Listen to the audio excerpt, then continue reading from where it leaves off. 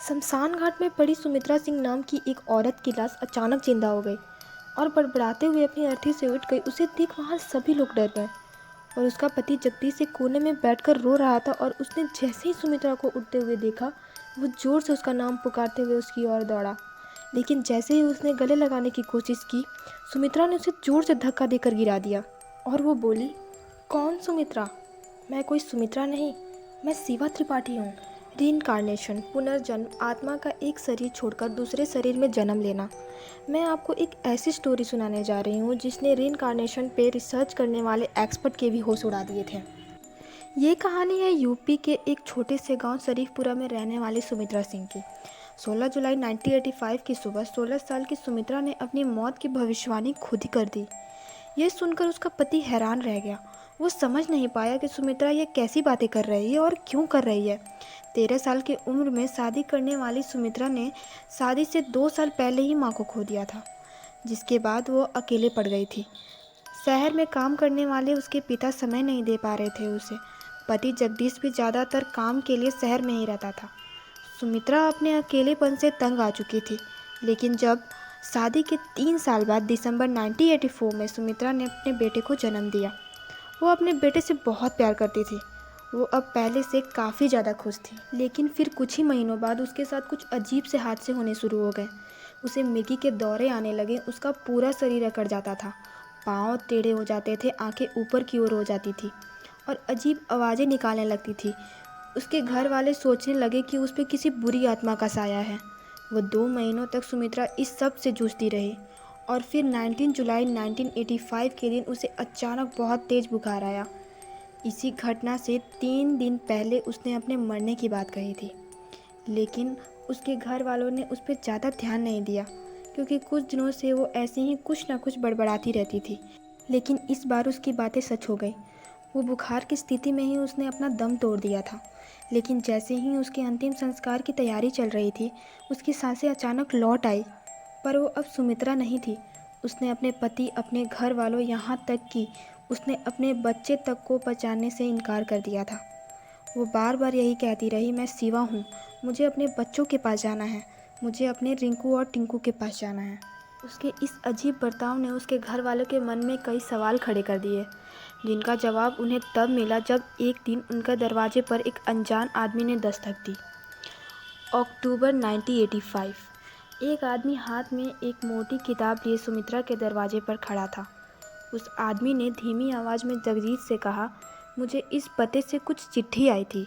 दरअसल जब से सुमित्रा खुद को शिवा त्रिपाठी कहने लगी थी, तब से उसमें कुछ हैरान कर देने वाले बदलाव आए थे। कभी अनपढ़ रह चुकी सुमित्रा अचानक लिखने पढ़ने लग गई थी।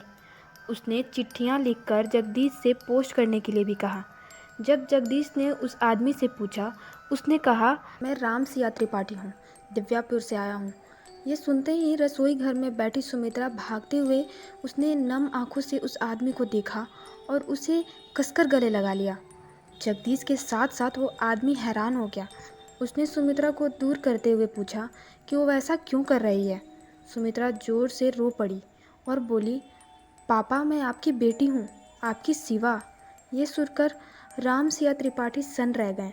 लेकिन वो इतनी आसानी से कैसे मान लेते कि वो शिवा थी। अपना शक दूर करने के लिए उन्होंने अपने हाथ में पकड़ी किताब खोली, जो कि असल में एक फ़ोटो एल्बम था। शिवा और उसके परिवार की कई सारी तस्वीरें थी उनमें। सुमित्रा को वो तस्वीर दिखाई और उसने शिवा के परिवार के हर एक सदस्यों के नाम से पहचान लिया। अचानक वो एक तस्वीर पर रुक गई और उस पर हाथ रखकर उसने कहा, ये वही है जिसने मेरा सर ईंट से कुचलकर मुझे मार डाला। ये शिवा की ननद की तस्वीर थी। त्रिपाठी जी हैरान रह गए और उनकी आंखों में आंसू आ गए और उनको यकीन हो गया कि यही उनकी शिवा है। उन्होंने उसे गले लगाकर फूट फूट कर रो पड़े। लेकिन जगदीश और उसके परिवार के सवाल अभी भी बाकी थे। 24 अक्टूबर 1962 दिव्यापुर कॉलेज लेक्चरर राम सिया त्रिपाठी के घर एक बेटी का जन्म हुआ। उन्होंने उसका नाम शिवा रखा। शिवा दिव्यापुर के एक छोटे से शहर में पली बड़ी थी और उसने ग्रेजुएशन पूरा किया और उसने जल्द ही 2 बेटों को जन्म दिया, रिंकू और टिंकू। लेकिन शादी के तुरंत बाद उसके ससुराल वालों ने उसे दहेज के लिए काफ़ी परेशान किया, उससे मारपीट भी की और तो और बच्चे होने के बाद ये सिलसिला चलता रहा। फिर 18 मई 1985 को शिवा बेजान हालत में रेलवे ट्रैक पर पड़ी मिली थी। उसके ससुराल वालों ने उसका मरने पर उसका मौत को सुसाइड बताया, लेकिन शिवा के सर पर गहरा चोट का निशान देखा गया था। कुछ लोगों ने उसी सुबह शिवा के साथ उसकी सास और ननद को भी देखा था, लेकिन उस समय पुलिस ने किसी की भी बात ना मानकर सिर्फ शिवा के ससुराल वालों का बयान मानकर इस केस को क्लोज कर दिया था।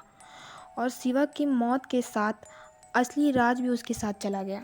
सुमित्रा का जन्म 1968 में हुआ था, शिवा से सिर्फ 4 साल बाद।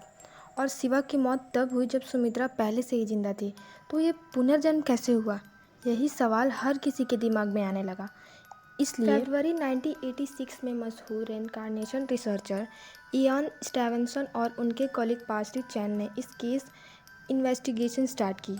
उन्होंने कई लोगों का इंटरव्यूज़ लिया और सुमित्रा से भी बात की। सुमित्रा के 19 स्टेटमेंट रिकॉर्ड किए गए जो उसे शिवा त्रिपाठी से कनेक्ट कर रहा था।